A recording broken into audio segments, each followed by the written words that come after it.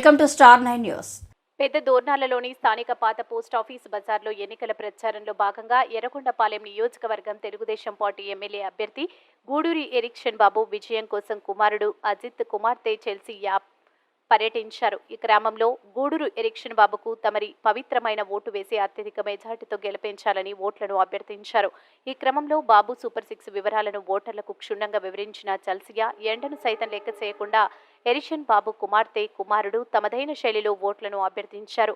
మహిళలు ఆరతులతో బొట్టు పెట్టి స్వాగతించారు. ఈ కార్యక్రమంలో పెద్ద దోర్నాల తెలుగుదేశం పార్టీ మండల కన్వీనర్ ఏరువు మల్లికార్జున్ రెడ్డి, బట్టు సుధాకర్ రెడ్డి, రావిక్రింది సుబ్బరత్నం, జనసేన మురళి, ఈదర మల్లయ్య, దొడ్డ శేషాద్రి, చంటి జేడి లక్ష్మయ్య మద్దతుగా బీజేపీ నాయకులు, జనసేన నాయకులు, టీడీపీ శ్రేణులు విరివిగా పాల్గొన్నారు.